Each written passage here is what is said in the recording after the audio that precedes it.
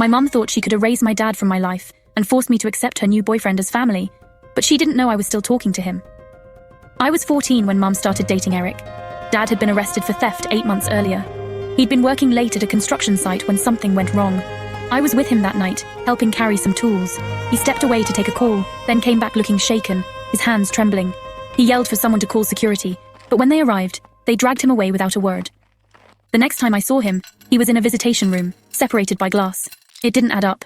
Dad was the kindest person I knew, always fixing things for neighbors, never raising his voice. He swore he was framed, and Mum's behavior after his arrest made me question everything. She brought Eric home the very next week, calling him my new dad, and saying my real dad was a criminal I should forget. When she announced they were moving in together, I was sure Dad was innocent. That's when Eric started acting strange.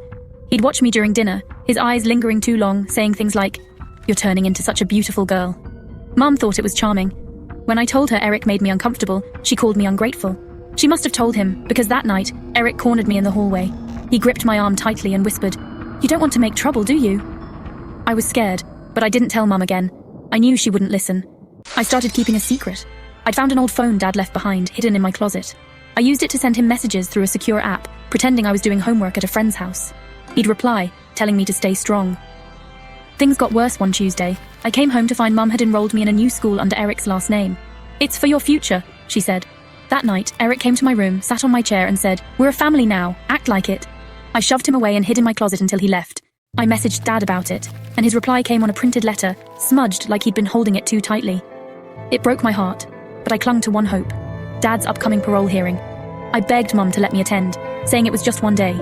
She refused, saying Eric had planned a family camping trip that weekend, with shared cabins. When I said I'd rather see Dad, she screamed, "He's a thief! You're not going near him!"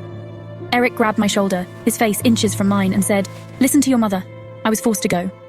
That night in the cabin, Eric came in after Mum was asleep. He was slurring his words, his hand sliding up my arm. I felt sick, trapped. When we got home, Mum found my hidden phone. She smashed it in the garage, saying I'd betrayed her by contacting Dad. She grounded me, leaving my door open to keep an eye on me. Eric would stand there at night watching. I was at my breaking point. I snuck to the library and emailed Dad, pouring out everything. His reply was long, telling me to be brave, but one line stood out. "Look in the shed, under the toolbox." I'd missed it before, too upset to notice. The next week, when Mum and Eric were out, I crept to the shed with a flashlight. Under the toolbox, I found a locked USB drive with a note in Dad's handwriting. "I saw your Mum and Eric at the site that night. They planned it." My stomach dropped. Then I heard the garage door rumble. They were back,